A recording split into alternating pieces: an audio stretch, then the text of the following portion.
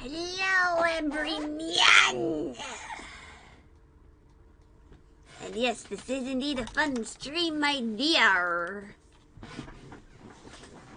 Because I'm attempting to draw Transformers OCs. Well, I do have some that I've already drawn.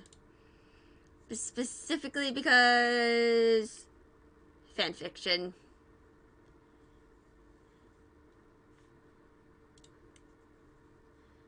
Specifically her.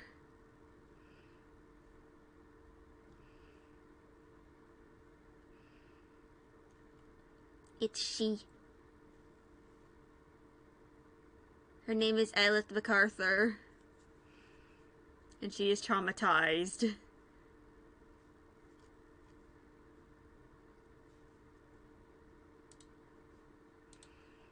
And also has a twin who is not as traumatized. But still pretty traumatized because it's kind of hard to really cope with having a twin that you could have had a life with, but because of them being kidnapped at such a young age, you pretty much don't know them. But yeah, the twins will eventually reunite.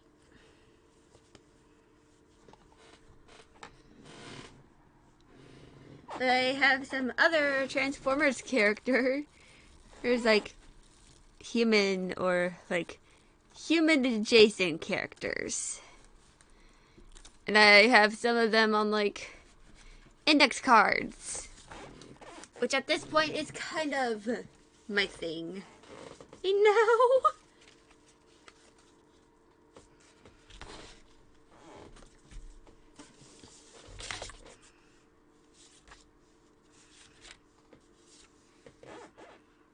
Okay, I just need to get them out.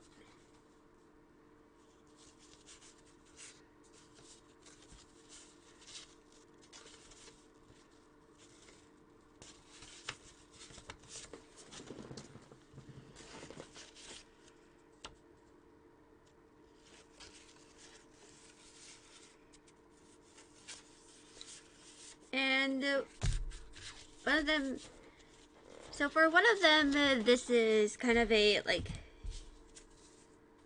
fan character.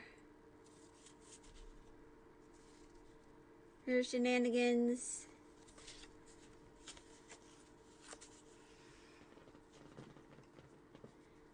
Because they're kind of the first Transformers OCs I made. They're just a bunch of... And it kind of made me real... And I did realize this before, by the way. But this really makes me realize how many twins I draw and write in stories. Also, let's get some music going.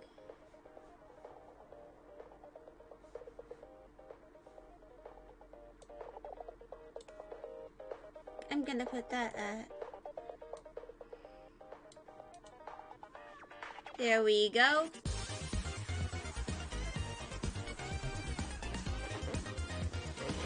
But yeah. So when I draw them and stuff, I'll kind of explain them. Because some of them require a decent amount of explaining.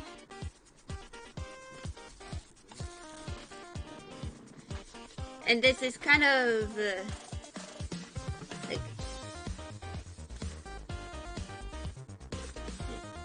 so I'm doing pretty well. My class yesterday was canceled, and to be fair, yesterday was also a federal holiday for the US, aka President's Day. So usually I don't have President's Day off for college. It made it kind of surprising that my class was canceled today.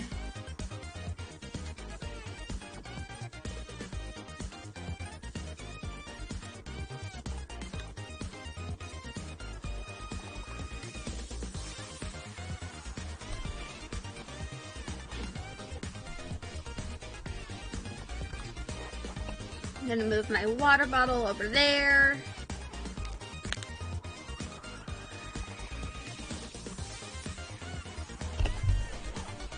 So,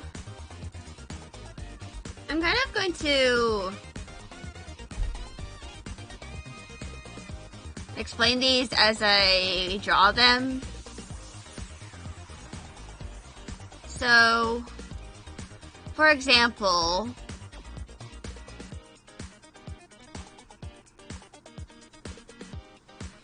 the character that I plan on drawing right now, her name is Magpie, and this is kind of for like a fan series or continuity idea. And she is meant to be like half human, half alien species that has experience with the Transformers, like the Cybertronians. And basically, Magpie and her sister Raven and their brother, her Jay, and yes, they are all named after corvids for a reason. I kind of have a bird theme going on for these characters in this specific one. But basically, I actually have a whole document in my notes app. Windows notifications go burr. And basically, they're half another species that is, like, kind of human adjacent, but they have, like, camouflage abilities.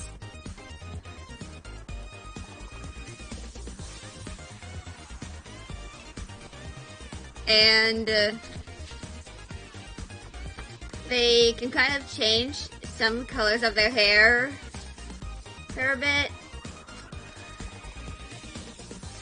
They're kind of like cat-like in appearance and have other markings and stuff.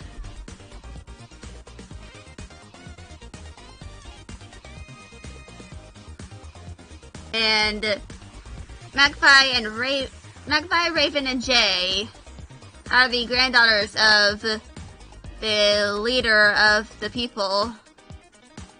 And they're kind of the species is kind of known as like intergalactic negotiators. Basically, they kind of like, if there's like some kind of intergalactic issue, like diplomacy or negotiations, her grandmother and aunts and stuff are usually the ones that kind of hold these negotiations. And this is kind of why she's known as some of the Cybertronians since birth, because they often go to her grandmother for like diplomatic reasons. And yeah.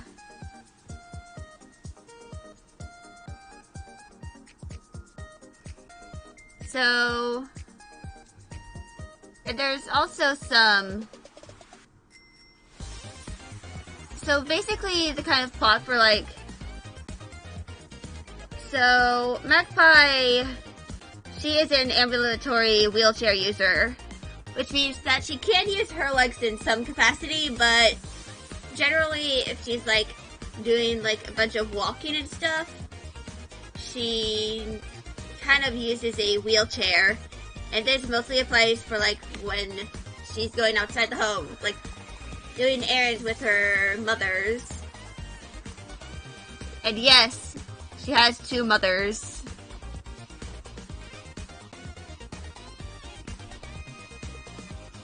And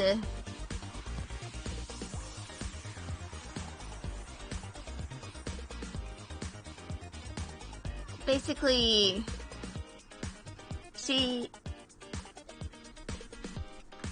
her legs are kind of a bit unstable after an unpredictable period of time. Like, some days she can walk around just fine, but some days she is constantly on the verge of, like, collapsing on the floor and possibly getting a concussion.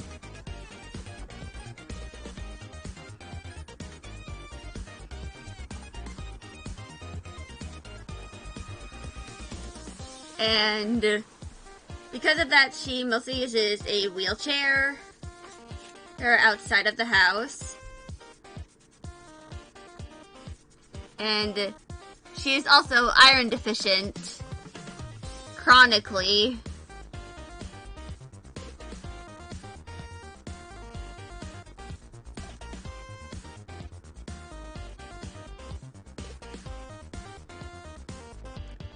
So yeah.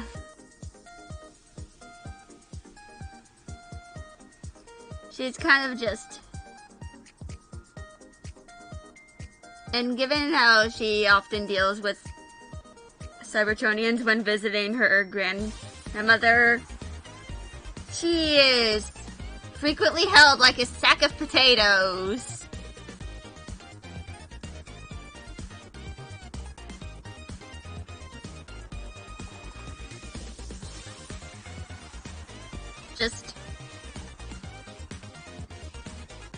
She is held.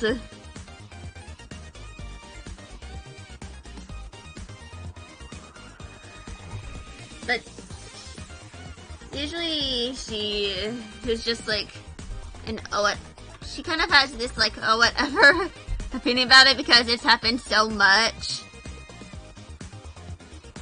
Like it goes to the point where she's just like, okay, I'm being held now. This is fine.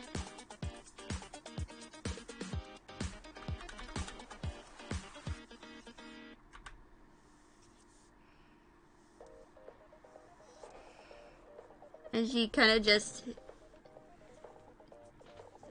It's like that meme with the dog surrounded by fire going, this is fine.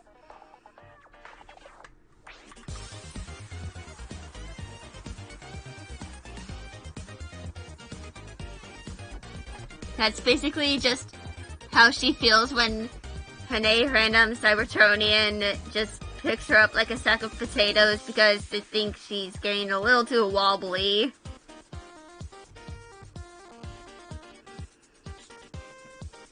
And there is one common perpetrator of this, and it's Hot Rod. And originally, Magpie was meant to be just human. Yes, indeed. The funny flame guy.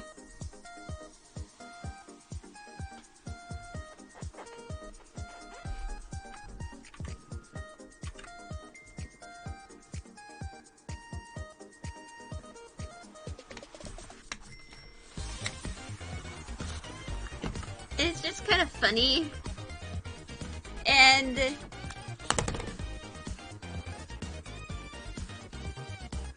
yeah, so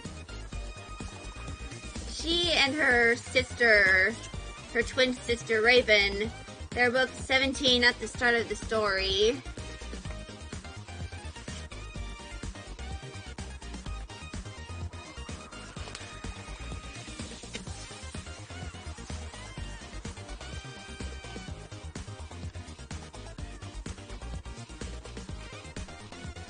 So they're kind of just two seniors in high school. And they just deal with the giant alien robots so many times that they're just unfazed by it. And when they... And so, So basically how the kind of story starts off is that basically in the forest that her family lives in and patrols,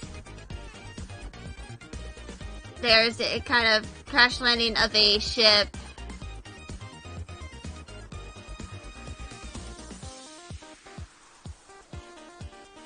And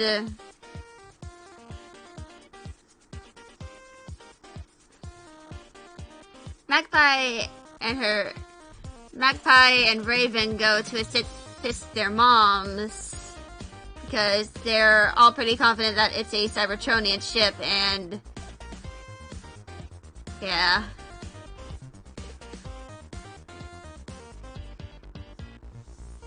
And unfortunately,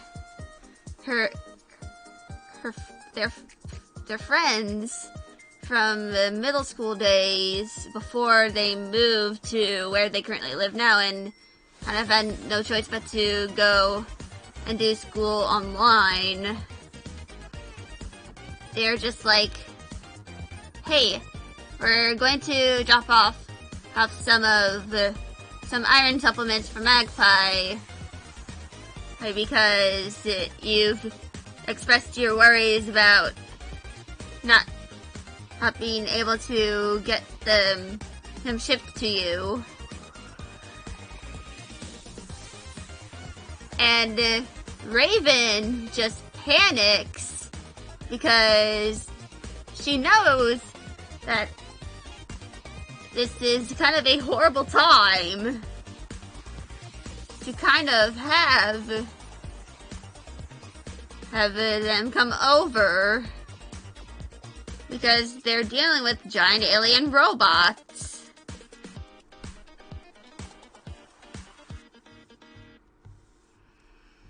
And obviously, the prospect of having to explain that she's known about these robots since she was born, since pretty much her entire life, since she was a baby, like since she and Magpie were babies, having to explain that to them is kind of just something she really does not want to do. But in the end, she doesn't really have much of a choice because she kind of has to, like,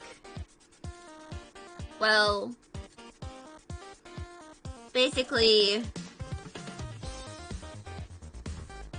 they end up the friends end up encountering Starscream.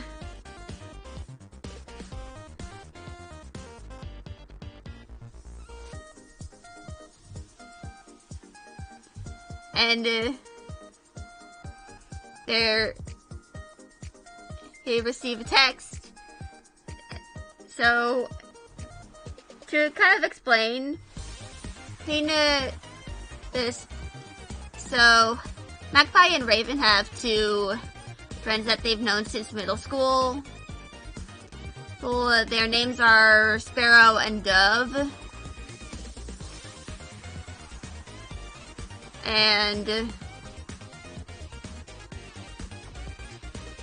basically, they've mostly been in contact, like, in group chats and stuff.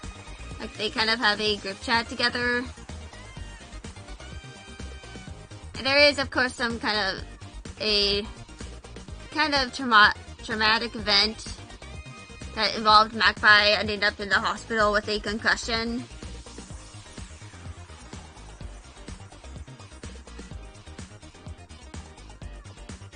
And to kind of explain it, it's just like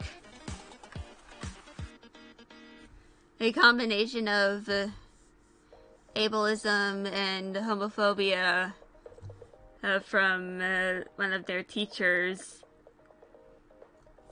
that kind of reaches a breaking point.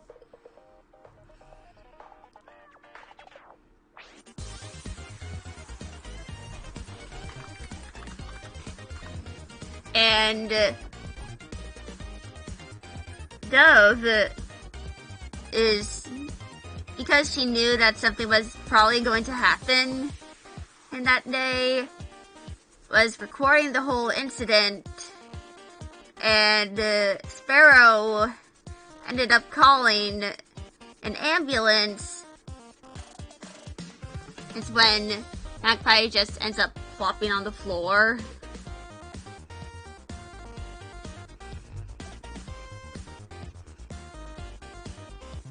So, because they both had to, like, make statements in court about the incident, the four of them kind of ended up bonding through that.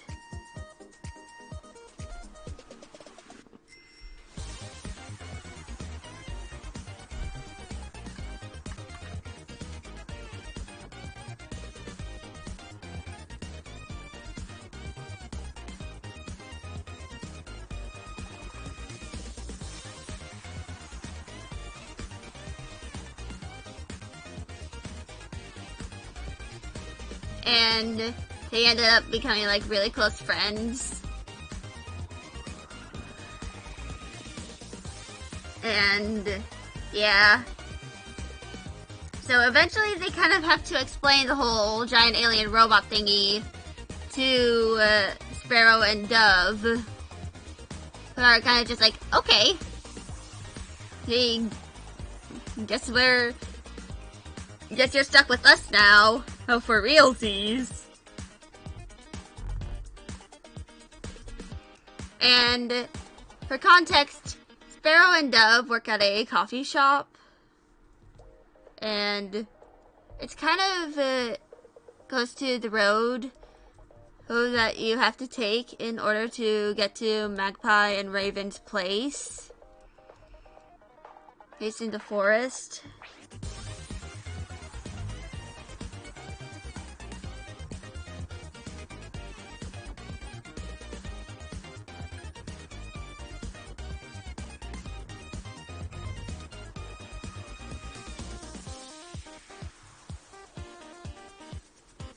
And because of that, they kind of hear about how the strange UFO that landed on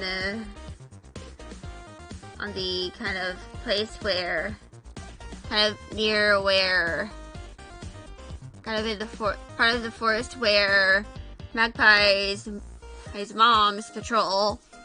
Mostly their human mother, Kestrel. And there is a reason why she is called Kestrel.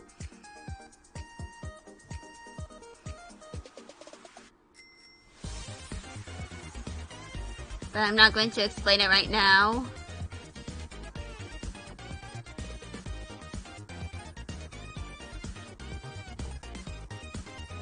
But basically, yeah,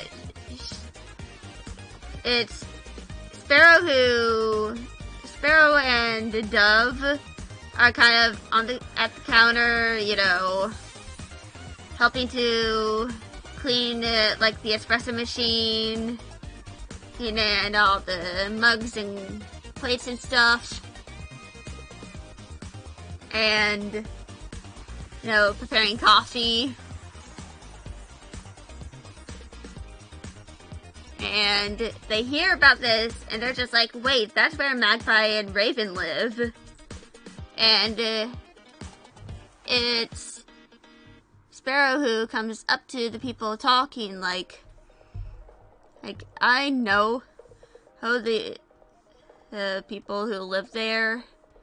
They're my friends. And said I'm going up to drop off some iron and supplements to one of the daughters. And she ends up getting a little bit of context, but she can't have a lot explained to her because, you know, at this point she isn't, like, deeply involved. And eventually she does have it explained to her. Like, all the stuff with the Cybertronians. Like, Sparrow and Dove get the explanation. And yeah. So, as they're driving up there, they end up encountering Starscream. And I do have this stuff written down.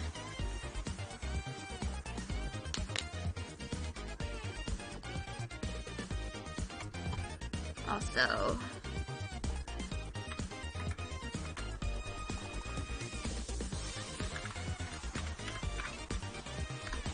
and I'm kind of just going from the top of my head right now because I'm focused on drawing in Raven.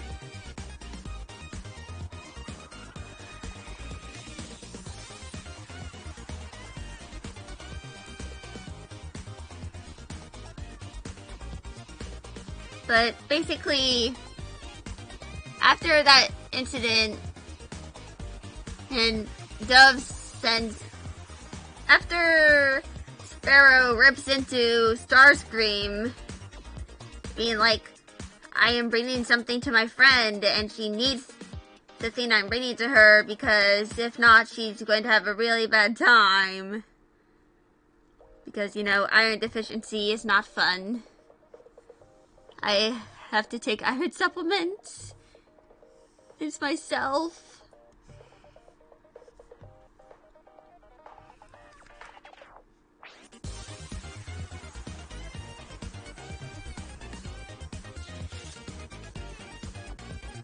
And yeah.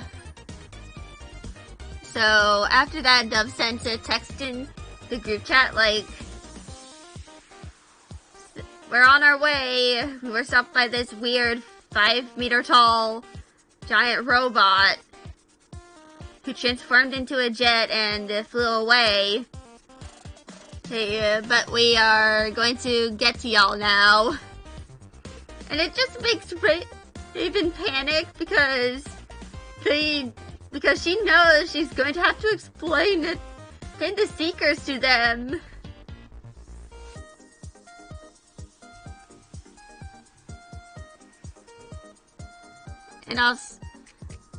And eventually, so their brother Jay kind of stays behind to kind of get to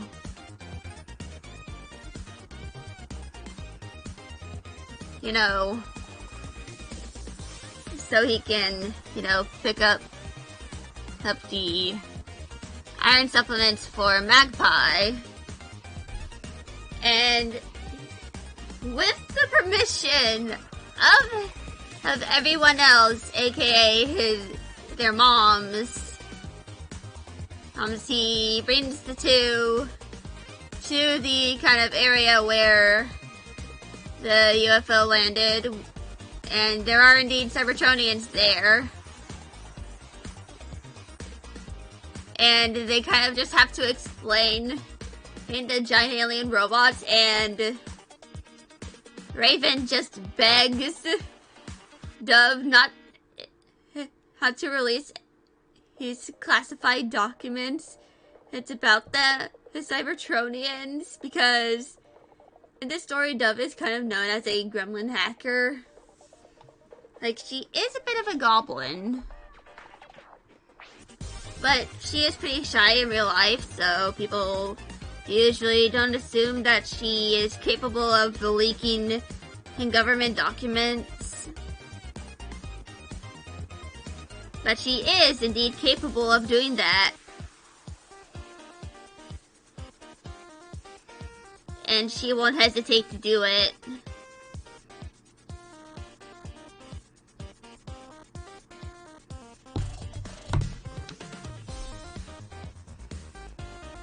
So she kind of has to be told by her friend to not leak government documents. Because that's just going to spell everyone's doom. And probably cause, like, widespread panic. So, the Cybertronians are now dealing with even more 17-year-olds. Like, double the amount they've been dealing with before.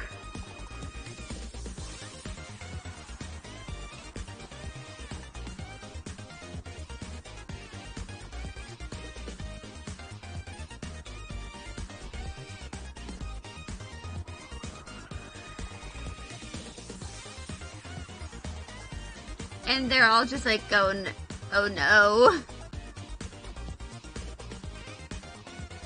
And they kind of there's kind of some established dynamics between some of the Cybertronians and along with Raven, Magpie, and their other family members. There's already, because obviously they know Magpie's moms and brother and, you know, their grandmother.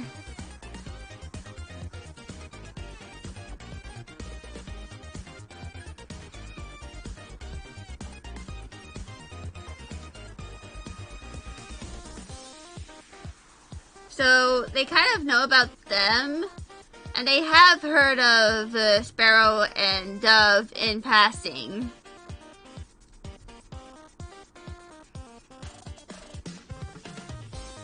So, yeah.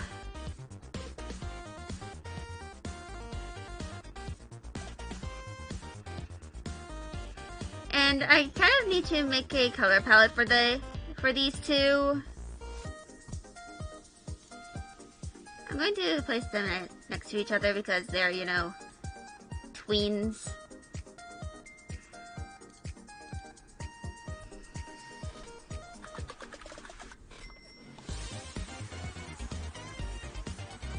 And now, I have some lore crumbs for one of the more recent creations.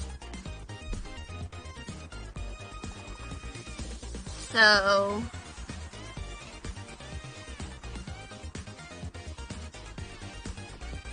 this is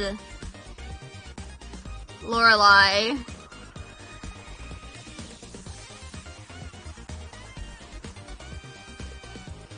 And if y'all give me, hold on.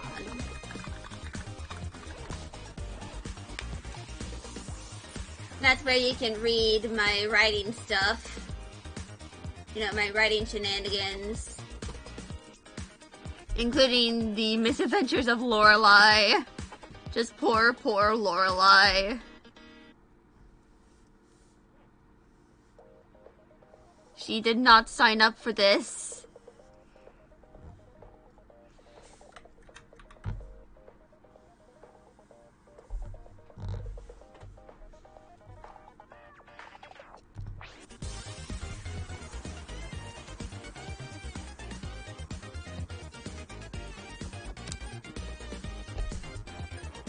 But, yeah. Lorelei, her situation is kind of complicated because unlike like Magpie and Raven, who are, you know, seniors in high school, Lorelei is currently in college and is a STEM major.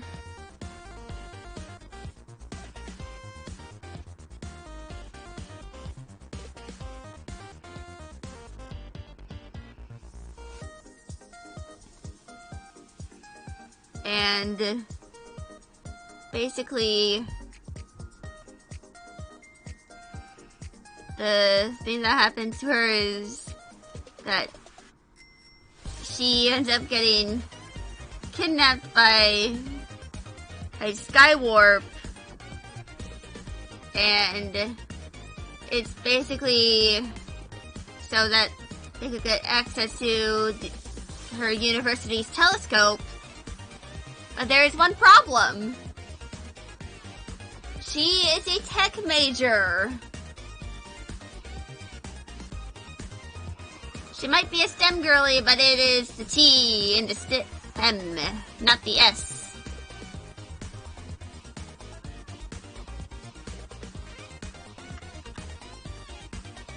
So, and another thing about her is that she experiences like really painful periods and is a fellow endometriosis haver.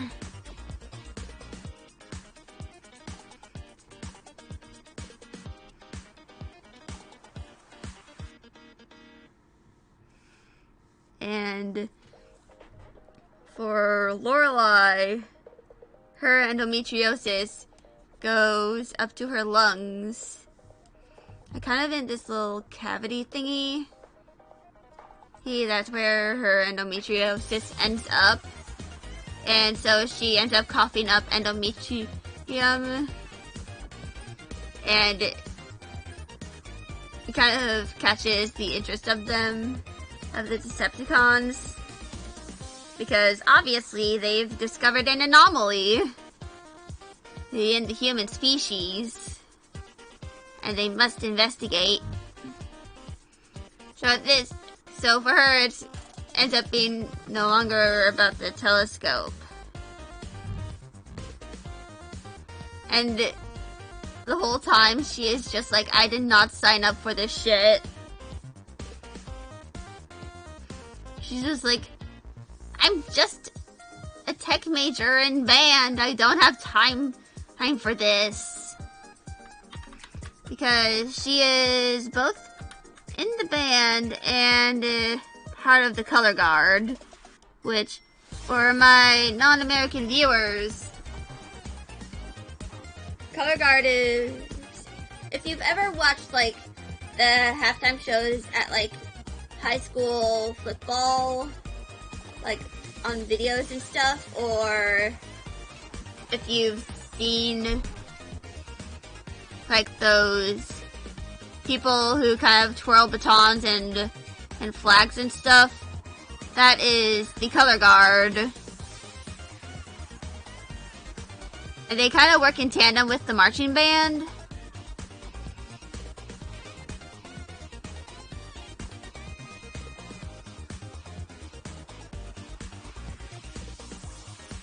And sometimes you end up getting thwacked by them.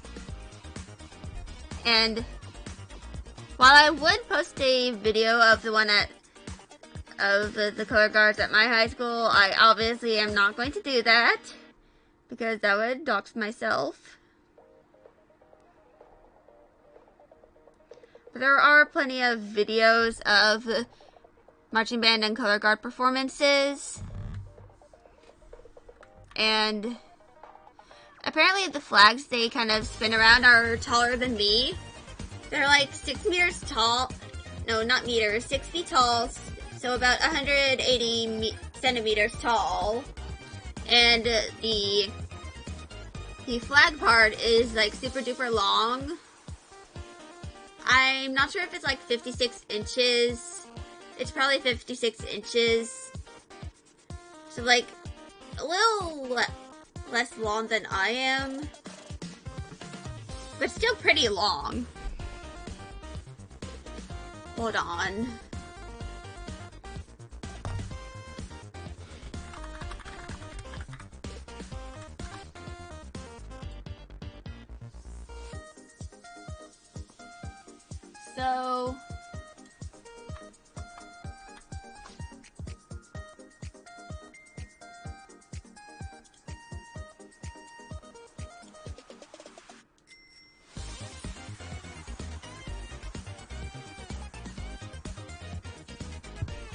So this is what the color guard flags look like. As you can see, they get pretty long. And you can also see the marching band in the background, out of focus. But yeah. I almost joined the color guard, by the way. I was actually considering it during my freshman year of high school.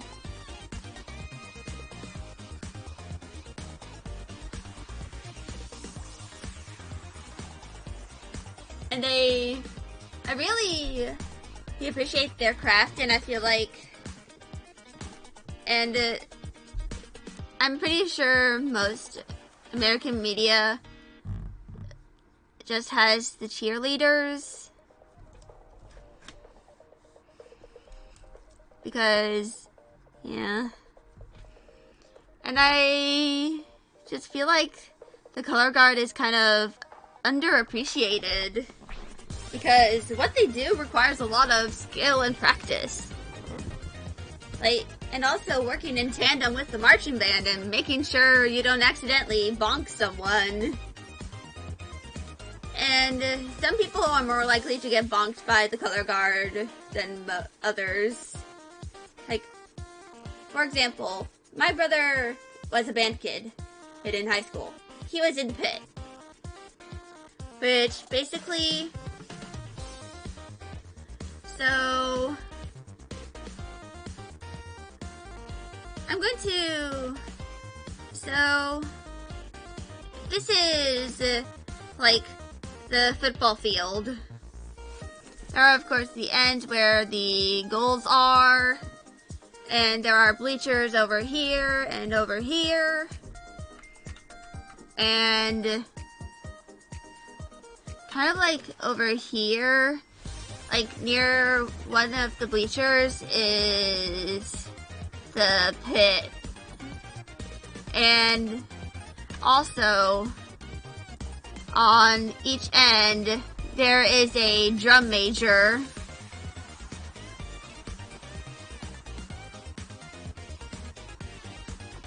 Or the DM. So I actually was classmates with a drum major for during like the entirety of high school, because we were part of a specific program, which my mom describes mine as kind of like the only one that was really useful, because these programs were kind of made to just elevate its test scores and stuff. So, kind of like,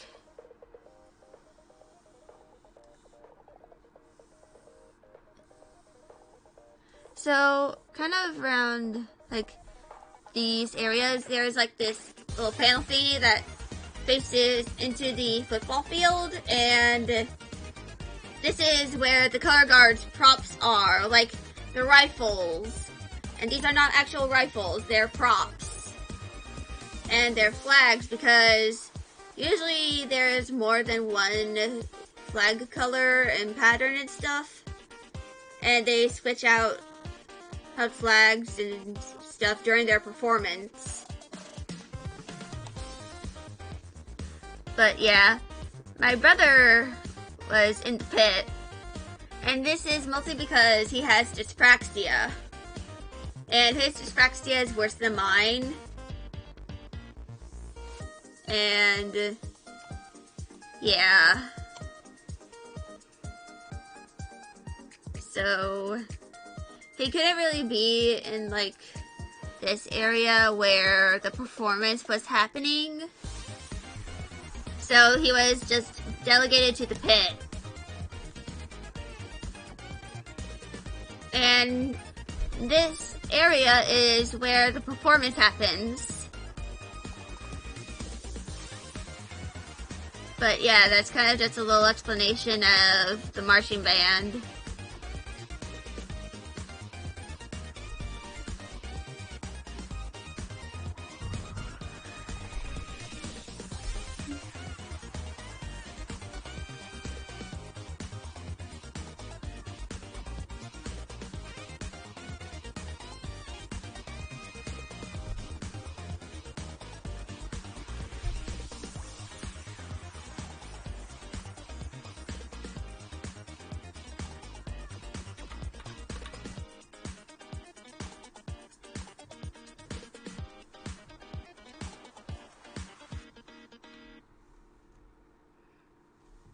But yeah.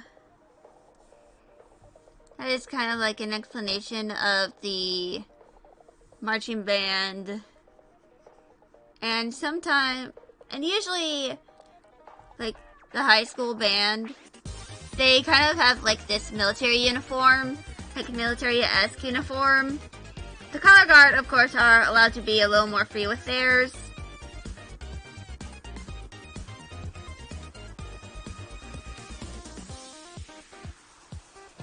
But, yeah.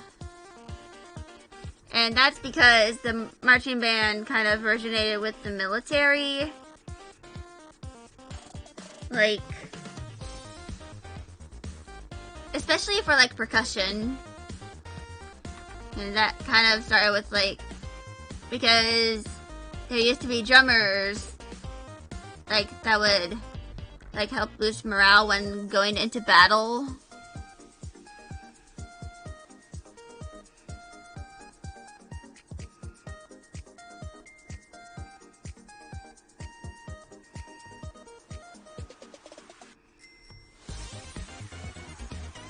And this eventually transformed into marching bands. And if you know about My Chemical Romance, then you've probably seen a marching band uniform before. Hold on.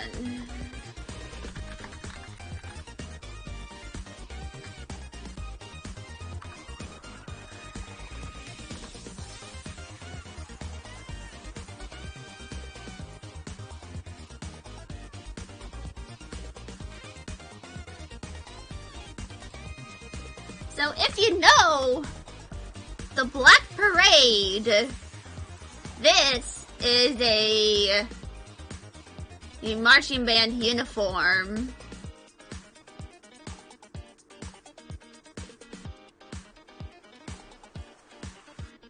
Very much a marching band uniform. You can see it kind of looks like military-esque. Because, of course, marching band and began as kind of the military thing. And given how I live in an area with a lot of military kids, is it kind of no-brainer as to why we really have, like, a big marching band?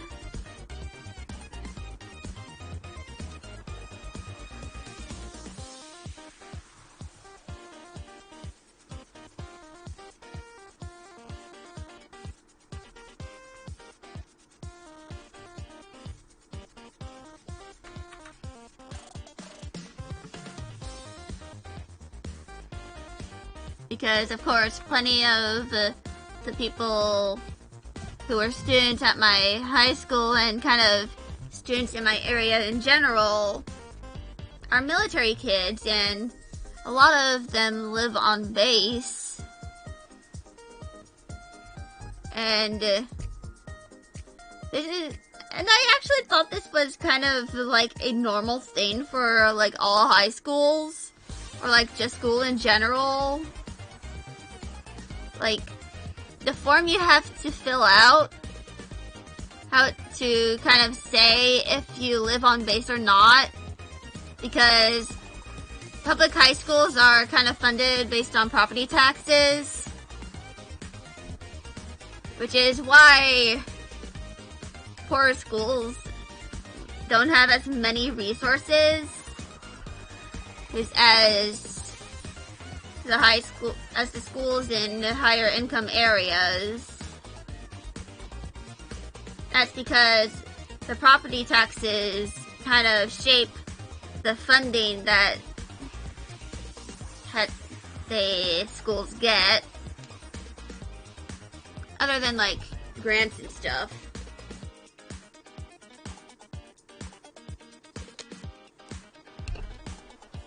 So yeah.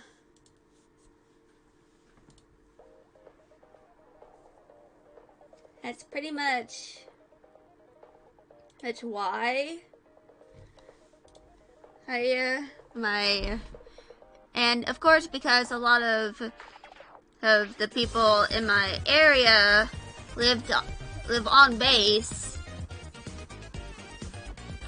he get the funding from the property taxes on the military bases. So if you're, you know, part of the military and you live on a base, you have to fill out an application, like a form, that says that you live on base, so that your school can get the funding, and that they would miss out based on the property taxes, that they wouldn't get. And I find that really, really dumb. Oh, you sent a question on Discord? Okay, let me check.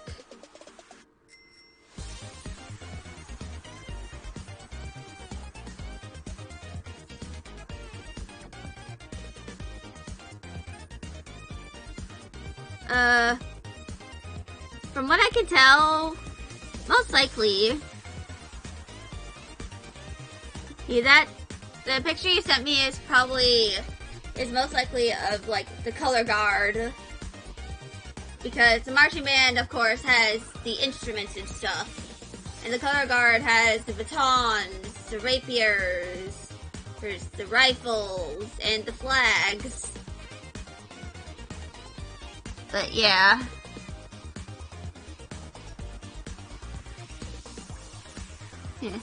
You didn't know the name in English? That's understandable.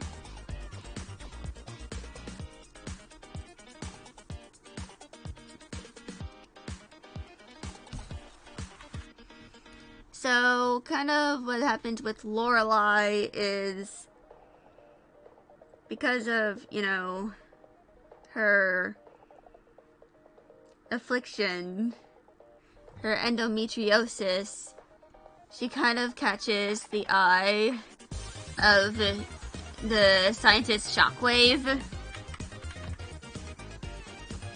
So he takes her to his lab to kind of just do some scans. And she's just like, you don't even know what you're looking for.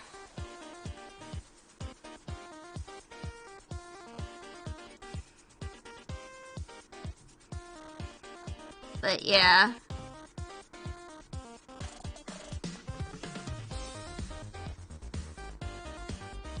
And I kind of written Shockwave kind of doing a rebuttal, but we can probably tell an anomaly when we see it in the scan.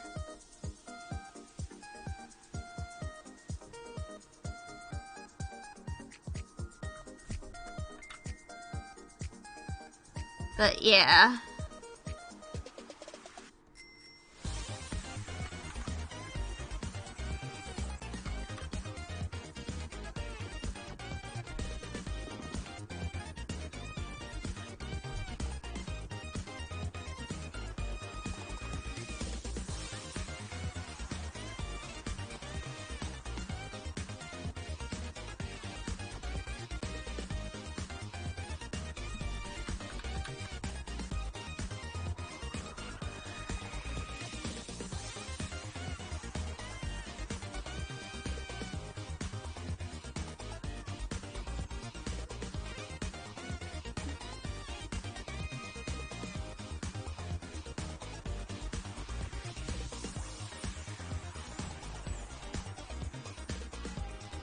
So, yeah. That is kind of what happens with Lorelai. And if you're wondering, Skelly, did you name her after a Toho character? The answer is yes. Because Mystia would be a little too obvious. And I was looking on Pinterest for names, and I saw Lorelai, and I was just like, wait, isn't that the last name of Mystia Lorelai? Because I, play Mystia's Izakaya, which is a fan game, which I haven't played in a hot minute.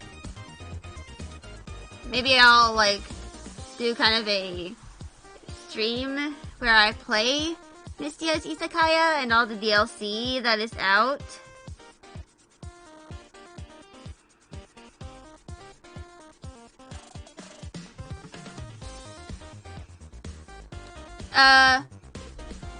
Well, I likely have it. Unfortunately, back like 5 years ago, when I first went to the gynecologist to kind of see if I have it or not, which is also the first time I got an ultrasound, which ultrasounds feel kind of weird.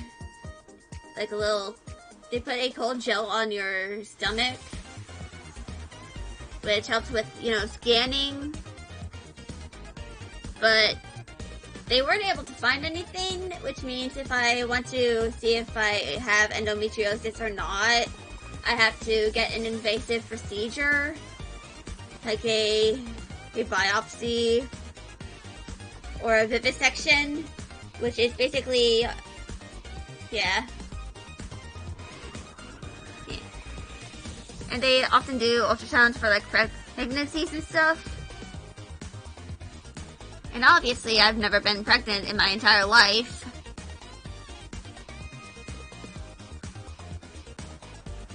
And this is kind of, I say I have endometriosis, but that's mostly because it's kind of like what I most likely have. Like, there's been no real confirmation as to whether or not it is endometriosis, but it most likely is because my mom also had endometriosis. Well, I'm pretty sure I do have it because of my family history and stuff. Because my mom, back in 2018, she had to get a hysterectomy because her cramps were getting so bad. And to be entirely fair, my mom wasn't able to get, like, treatment until, like, her 30s or late 20s or something. And endometriosis also causes issues with fertility. And that's kind of why I don't really have any other siblings that are, like, older, because, endometriosis causes fertility issues, which means some pregnancies might not hold. And I remember my mom saying that she had to get an in vitro treatment in order to have my brother. I, of course, was a surprise. So, yeah. Hey, fellow endometriosis haver, hey!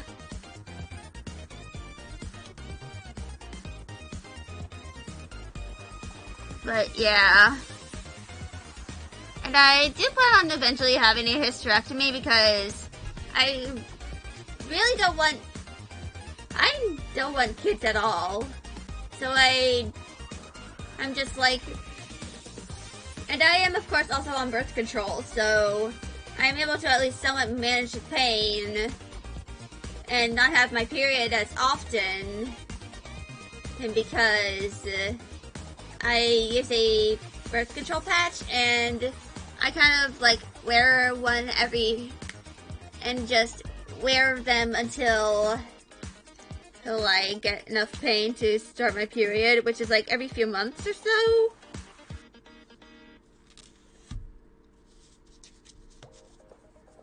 So, yeah.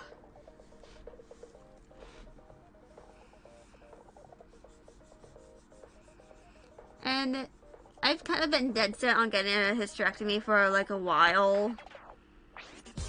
Like for several years. Because I really don't want to, because I know that inevitably I'll be experiencing the pain that my mom got before she had her hysterectomy. And given the nature of, like, what I do and the fact that I plan on streaming as an income, if I'm in too much pain to stream, or really do anything related to work, like writing or drawing, that means I'll be losing potential income. And that means I might not be able to afford certain things, so I I'm pretty content with possibly having a hysterectomy at like 20. Like in my 20s is, you know, I'm fine with that. You know, how I'm not really going to need my uterus anyway.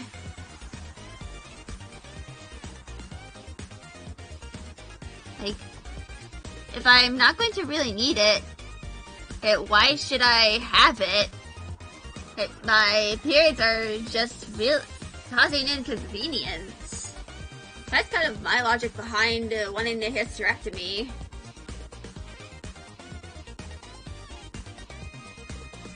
And I know that hysterectomies can lead to like hormonal imbalances.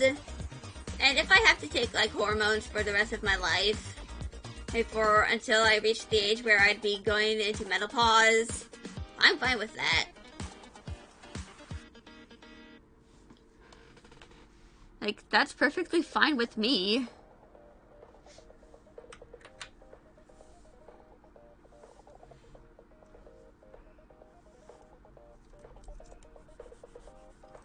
Because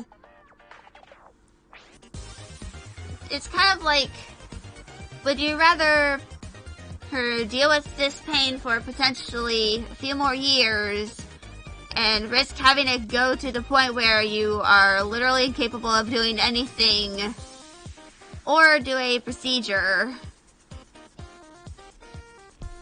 Yeah. And of course, my gynecologist is like unwilling to do the procedure on me, likely because of my age and stuff, because I'm, you know, I literally turned 20 last month. I'm pretty young when it comes to like people standards. Like, pretty young when it comes to like people seeking out a hysterectomy. But at this point, I kind of just don't think I need my uterus. It's just causing me pain that I need to take medication for. And also, birth control can lead to weight gain and stuff. And if I can hopefully, you know, experience a point where I don't need to take birth control anymore, or because the reason why I have to take it is gone because of the medical procedure, I'm willing to do that.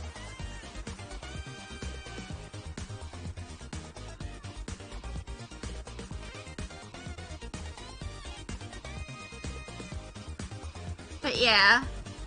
Anyway, let's talk more about Lorelai. So, Lorelai is in her 20s. Probably like around my age. Like 20 to 21. Also, there's nothing you need to apologize for. But basically, Lorelai, you can kind of easily tell her mood based on like how put together she is. If she's like wearing something basic like a band tee and sweatpants, you can probably tell that she's on her period because of the fact that she coughs up endometrium and she isn't sure how some of her more expensive clothes would do with hydrogen peroxide, which, by the way, hydrogen peroxide helps with blood stains. I've used hydrogen peroxide to clean underwear multiple times. More than I'd like to really admit.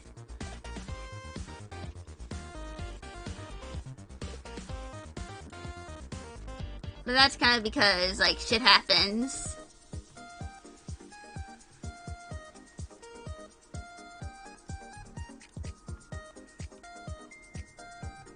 Hello. Oh, Alex to Xander. I hope you appreciate the fun fact. Because this is kind of common. the hydrogen peroxide cleaning bloodstains thing is kind of something that a lot of, uterus having people who experience periods or have experienced periods at some point in their lives. And I'm not saying just women, because some women, can't have periods. Ooh, that must be tough.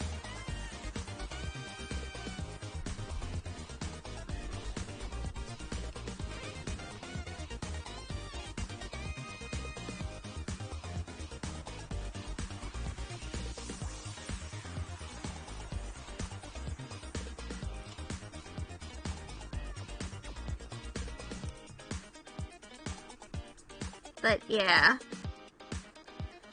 you kind of just, if you have something bloodstained with like period blood or something, or also the playlist has changed, I'm going to do that. So, yeah, you have to get hydrogen peroxide prescribed? But hydrogen peroxide is used for cleaning.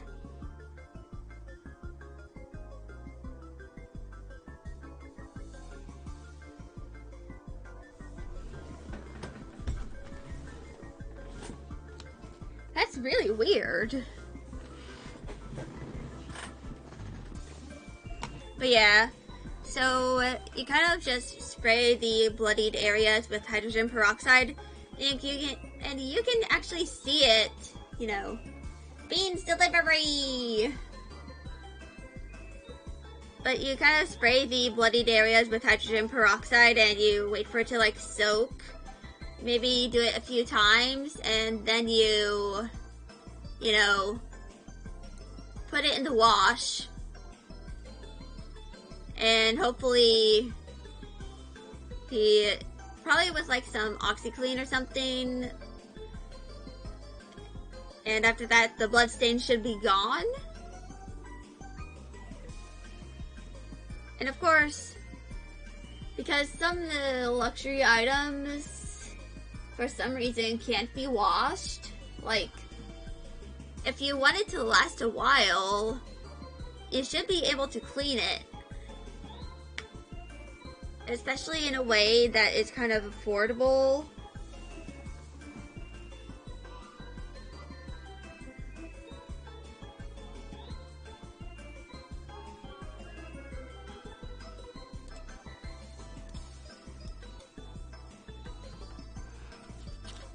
But that's kind of beside the point.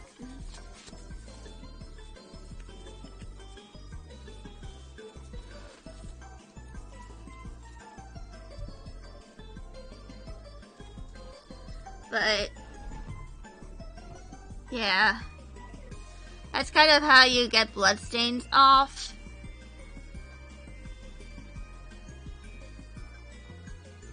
Yeah.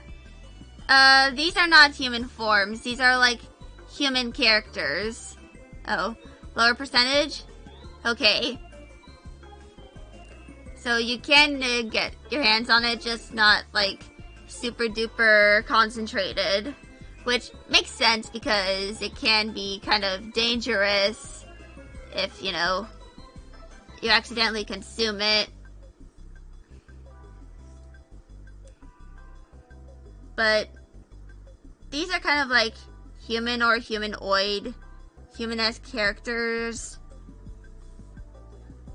There's four, that kind of interact with the Transformers.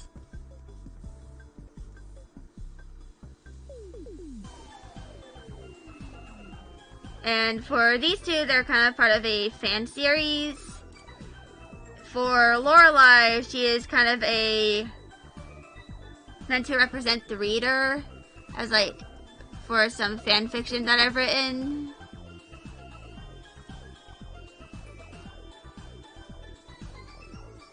Yeah. I'm actually using this playlist that is called Ultimate Silly Playlist for Boost Energy.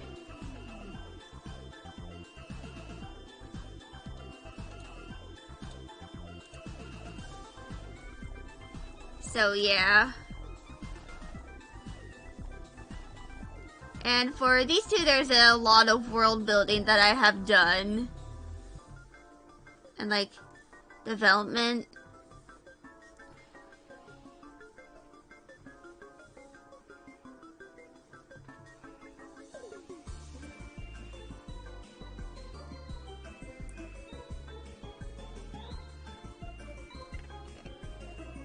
And yeah.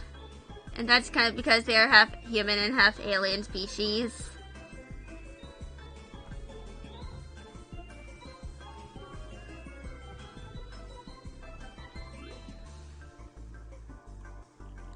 And I should probably like develop yeah. Bye Alex, see you later.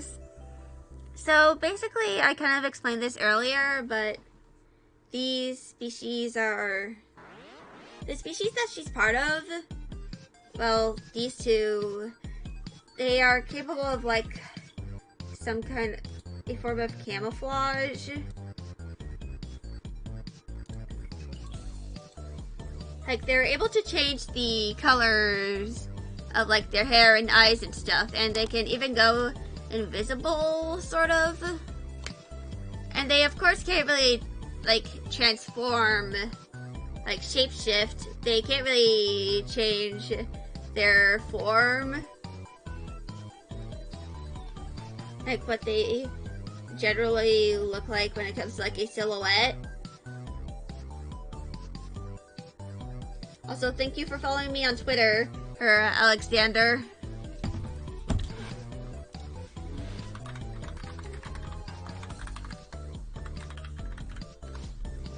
So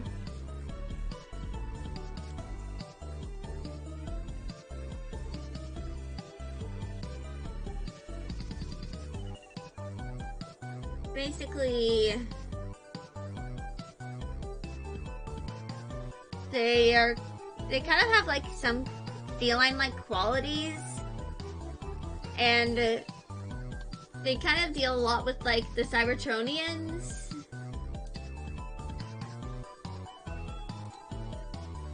And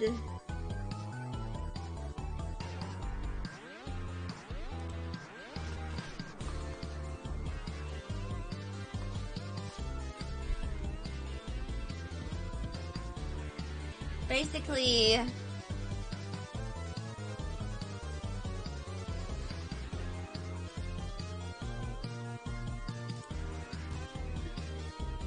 yeah, feeling qualities. They kind of do like cat behavior and stuff. Also, this is kind of just for like the sake of a color palette.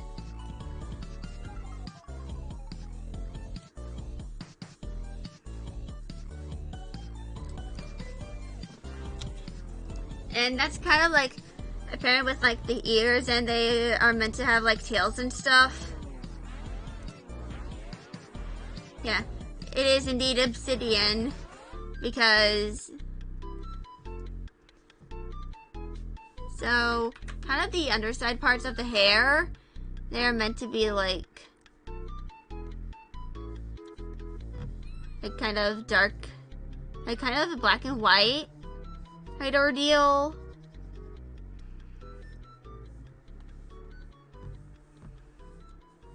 And yeah.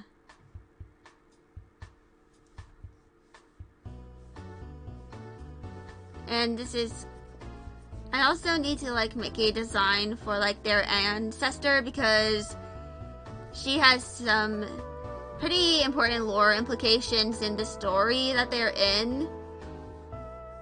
Because I wanted to kind of involve like the pretenders, so it's different from the hollow forms used in like the comics and stuff.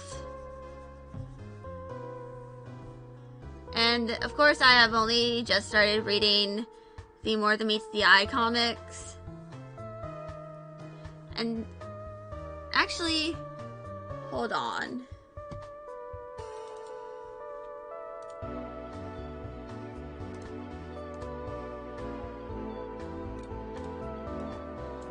So, I was reading, this is from like the first volume of More Than Meets the Eye, and this panel specifically just took me the fuck out.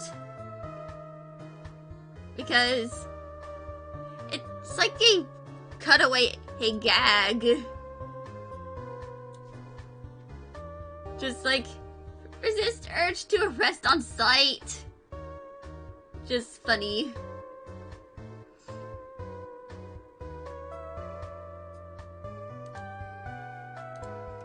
But anyway.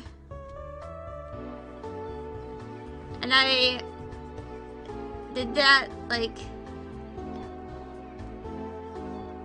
And I still have to read some more of More Than Meets the Eye. And I'm doing this mostly because I haven't really consumed any Transformers media in a while for the first part. But also because I kind of need, like, I want to write some of the characters better. Because the first times I was writing any characters from, like, More Than Meets the Eye in my fanfictions that I've written. Like, if you scroll up a bit, okay, you can see the command. And for my, if you want a link to my writing blog on Tumblr, that's kind of, if you want the link to get to, you know, read them. And just my other stuff that I've written.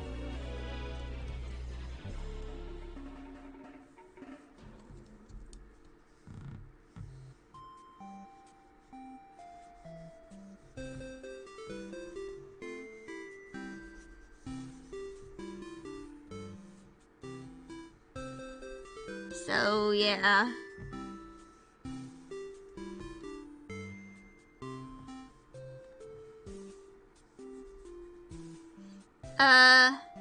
The personality of this one, she is a bit of a gremlin.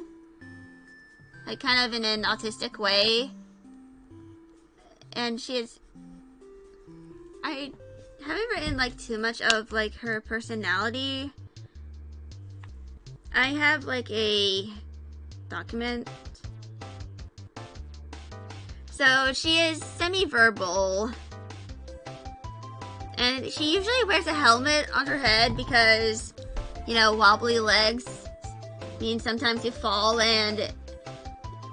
Hey, fellow autistic gremlin! Hey! But, yeah. So...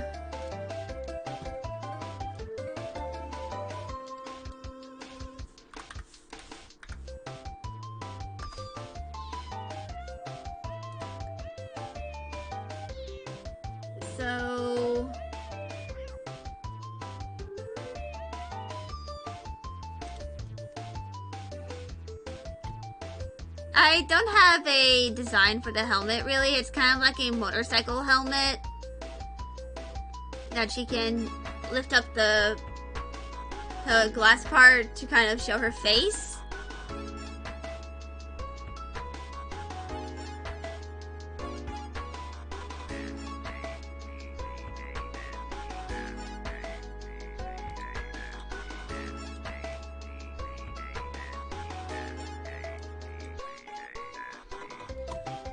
But, yeah. It's kind of just like a motorcycle helmet.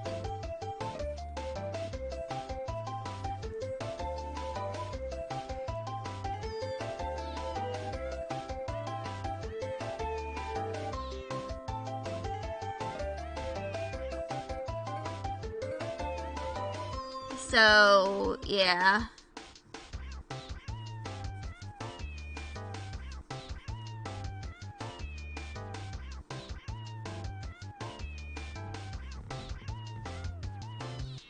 So not like super duper detailed and stuff, but I do plan on designing it and having some like little Easter eggs. Probably to like Generation 1, which, by the way, Generation 1, aka the original cartoon, turns 40 this year in September. So I'm like half the age of the franchise. Like, by like, I'm a little older than the 20-year anniversary of it by a few months. But yeah, I agree, motorcycle helmets are cool. And they also protect you. I mean, it's always good to be safe, but if you're able to be safe and look cool while being safe, that's always a bonus.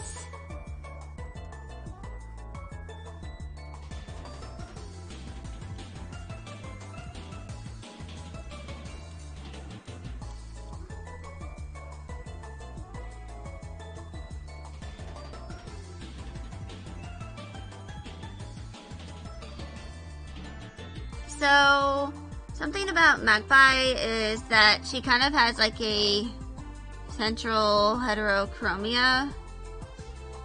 And after a certain incident in the story, it kind of evolves into like a crescent on the outside part of her iris. Yeah.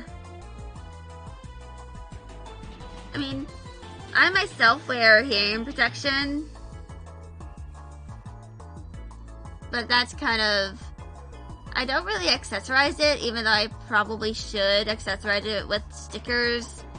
And I have plenty of stickers that I could use. But I haven't really had the opportunity of doing it. And I didn't even know that I could really accessorize them. Yes, ear defenders are indeed rad.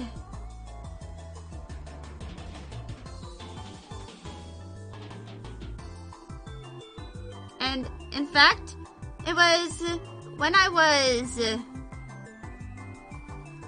you know, so there's this store that is actually reopening on like Saturday, but I won't be able to go because I have to go to an event for the CAR. And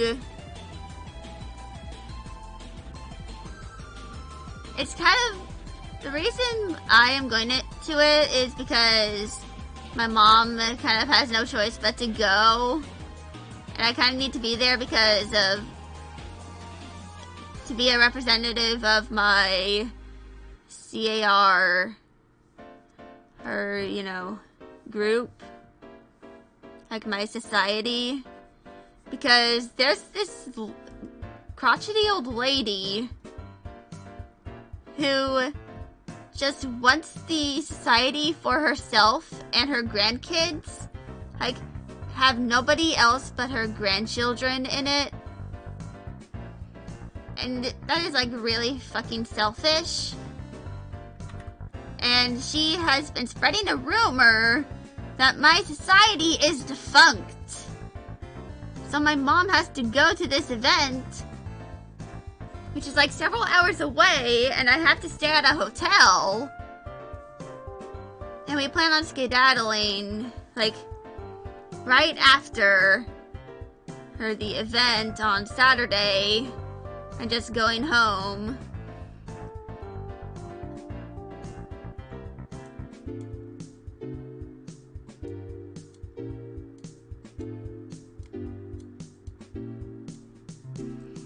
And we kind of just have to be there in order to confirm that, no, our society is not defunct. Do not listen to that lady. She is just being very mean. And she actually insulted my mom's housekeeping. And this was before she wasn't really able to clean much. And this lady complained that there were cats jumping everywhere. And by the way, this was years ago, back when I only had 3 cats. Back when my family only had like 3 cats. And we currently have 8 now. Which, yes, is a lot of cats. But she just constantly complained and bitched about my mom.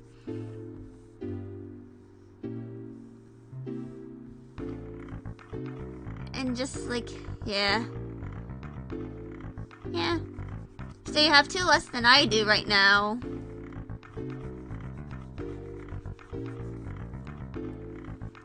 Because I currently have 8 cats.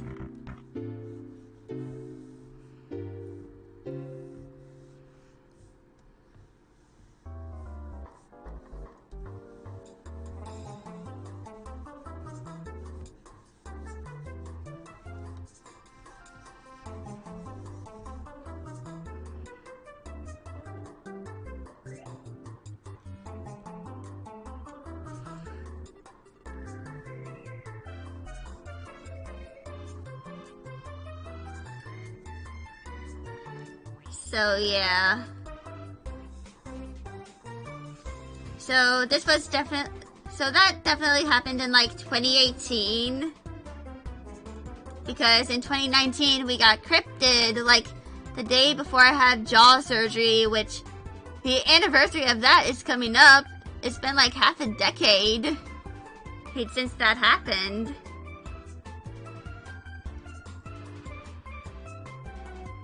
So, yeah.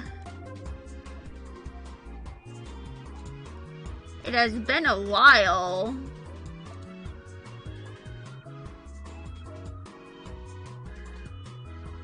Yeah. I see the sarcasm. It was not indeed fun. Oh, fuck. I dropped my phone. Also, I should probably take a sip of water. Because I've been talking a lot.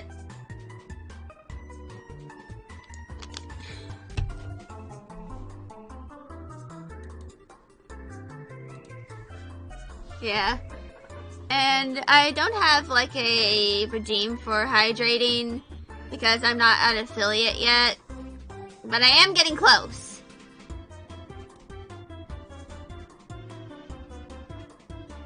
But, yeah. But I do have a sound alert that you can just press if you think I've gone too long without water to remind me to hydrate.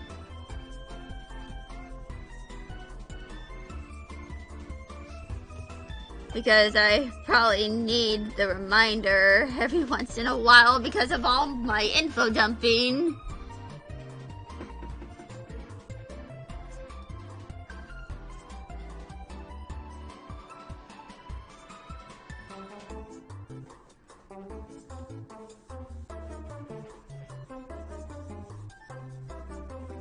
But yeah. So I kind of have to like sometime after my stream on Friday where I'm going to be finishing A Date with Death, which hopefully should not take too long.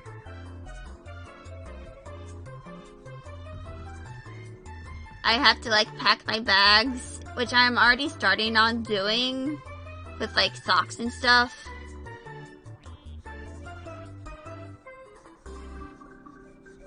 Because I need to pack like a dress or two. I'm probably going to pack like some accessories as well.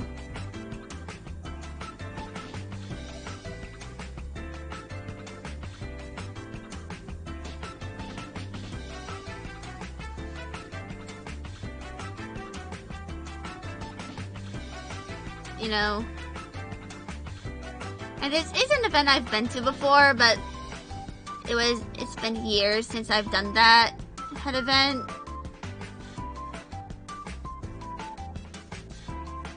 Like, I think I was in elementary school the last time I did that event.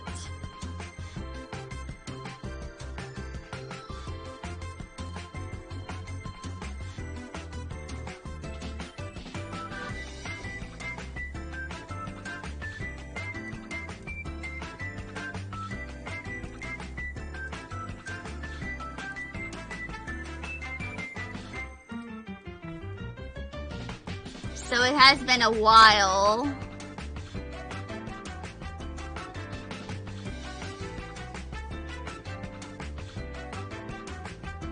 And I have to wear a dress, and my mom said to pack a spare just in case.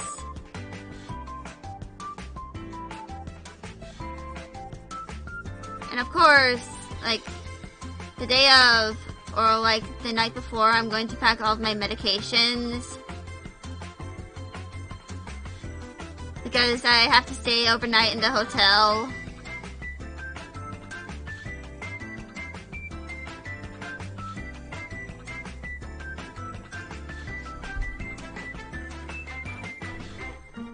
So yeah.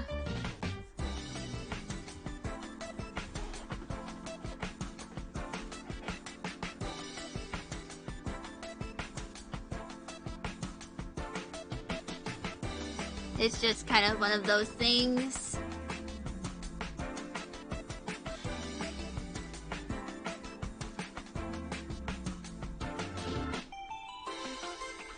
And my mom and I plan on, like, we're not going to be there on Sunday. We're going to, like, skedaddle back. Yeah.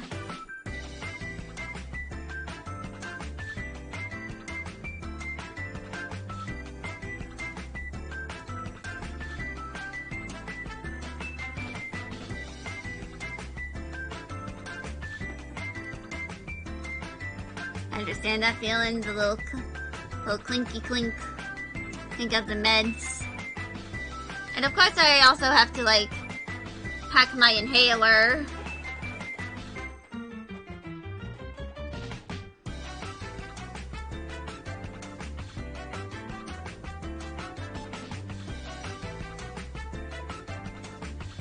So I, of course, have to do that.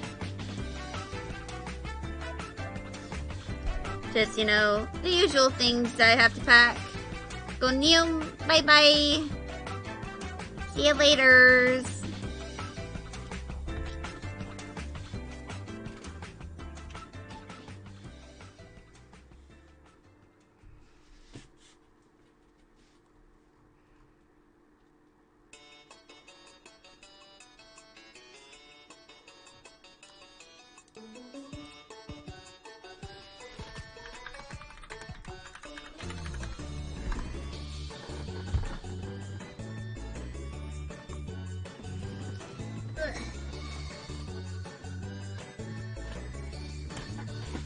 I've been sitting for like an hour and a half. Oh my god. Like almost an hour and 40 minutes. Like holy shit. Ugh.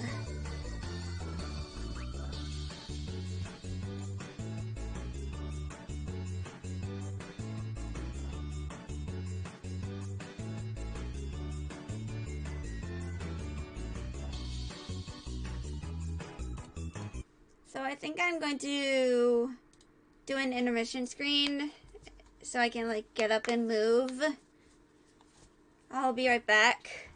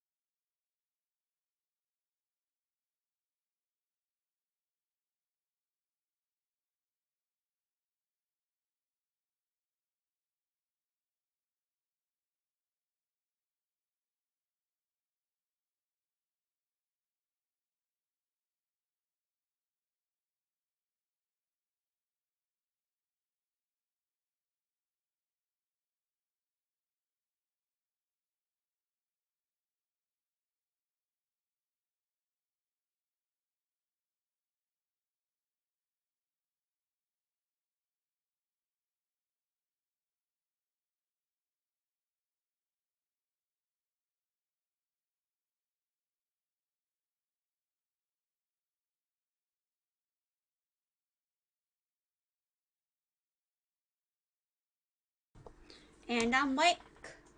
Ebody Nyan. Let's turn the music back on.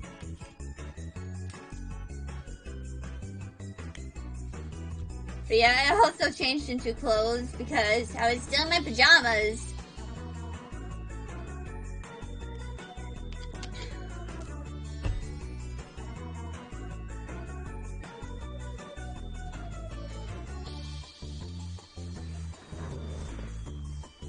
So yeah.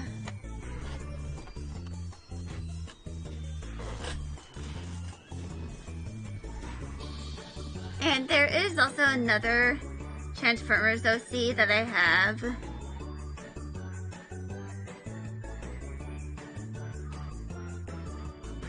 Let's see, where is it? So this is her. And her name is Eilith MacArthur. So currently Lorelei has no last name. Raven and Magpie's last name is Corva, which comes from Corvid, because they're named after Corvids. And Eilith is basically kind of like a mercenary. And basically she was her backstory is kind of the darkest of them all. Because basically she was kidnapped she was abducted at 18 months old and was kind of experimented on for like nearly half her entire life. And they did some kind of unethical things to her and other test subjects. And so if you look here, these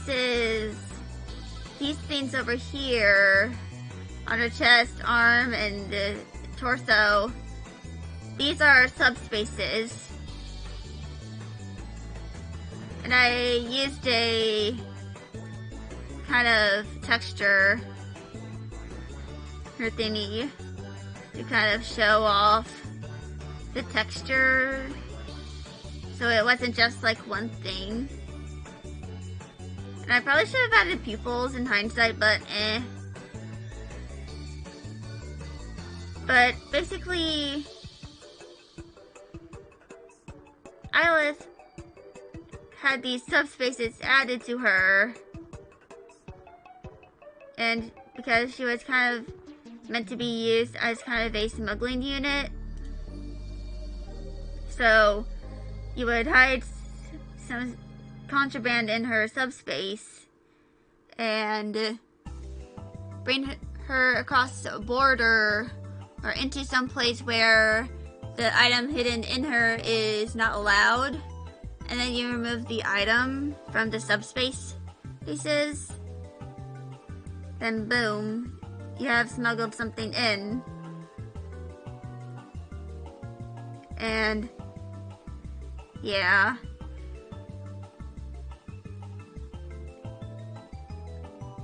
And eventually the facility where she was at was kind of crashed into, and she and the others, kind of in the last batch of experiments, were taken and out and kind of rehabilitated into society.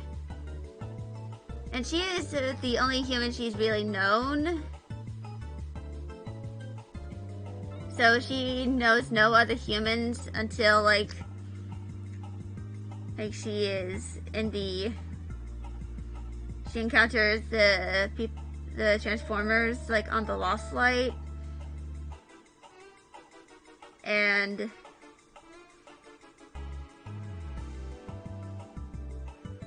it's kind of like convoluted and stuff,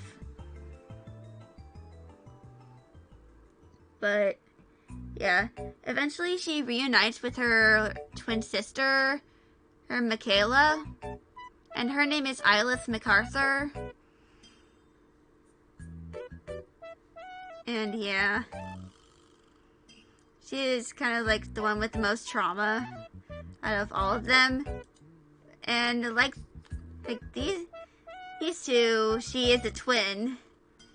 Is specifically the younger twin of like an identical set. These two, however, are fraternal. Like, they are related, but not like completely identical. They still have some key differences in like their genetics and stuff.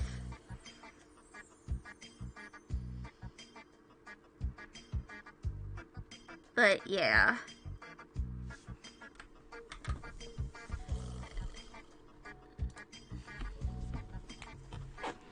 So, I think I'm going to try and doodle some Transformers. And I like to mention that I don't know shit about drawing robots.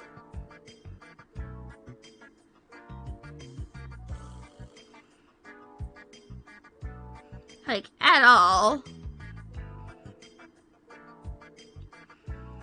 I mostly just draw humans.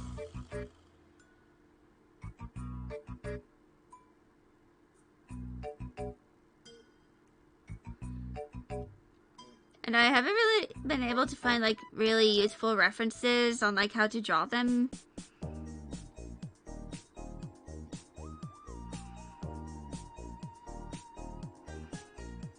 Okay.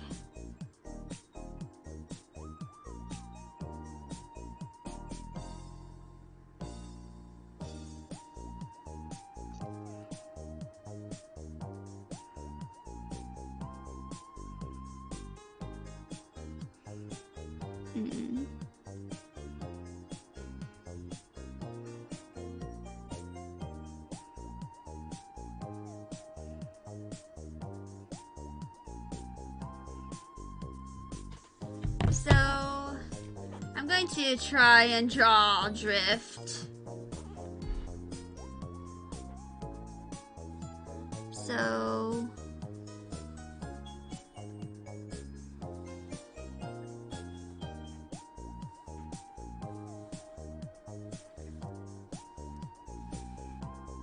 this is kind of like a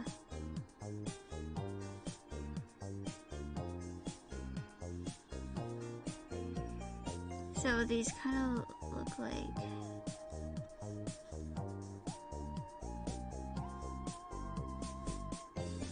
and yes, this is going to be a shitty attempt because I know nothing about how to draw Cybertronians.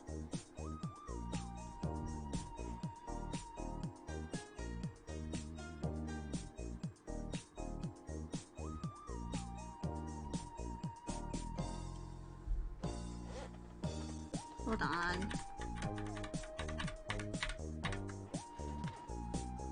So, there's kind of this thing.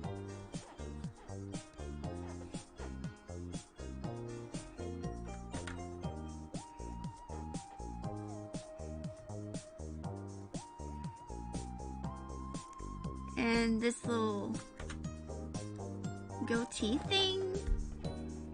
Like, a kind of panel.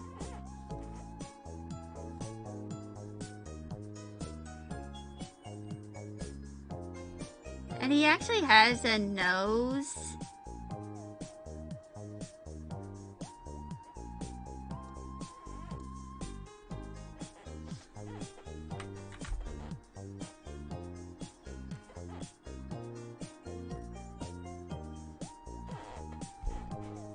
And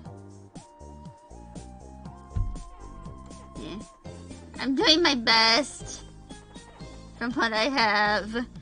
I probably need to like save some references and these kind of things that kind of look like cat ears.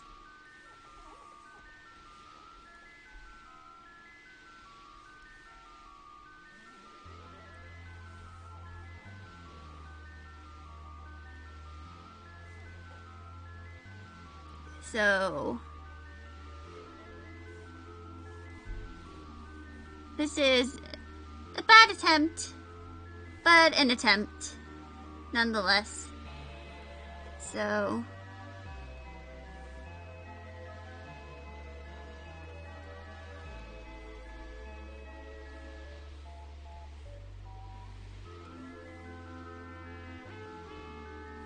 So, there's kind of a seam that goes up to there.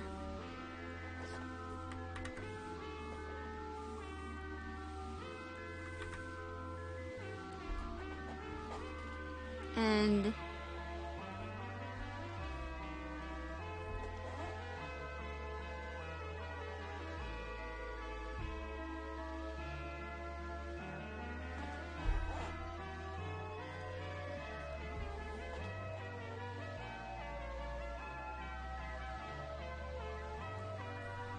so,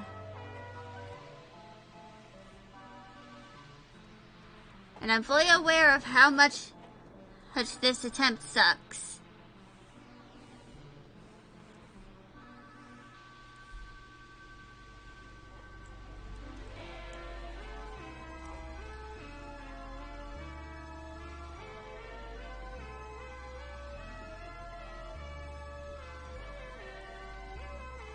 But I am looking at a reference.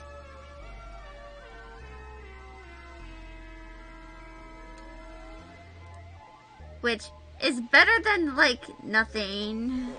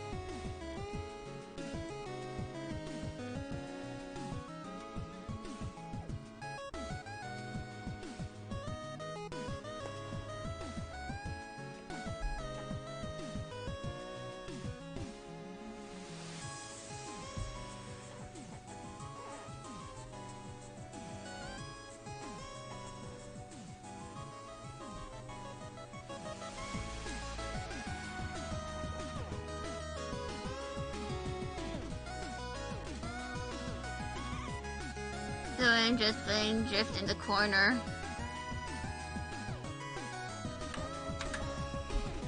So it's been like about 2 hours.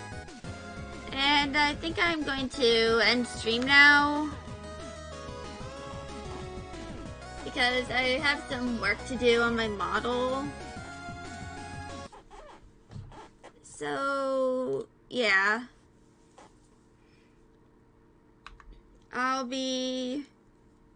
I won't be streaming on Wednesday, which is tomorrow in my time zone. And that's because I have to attend class. Luckily, I have spring break in like a few weeks.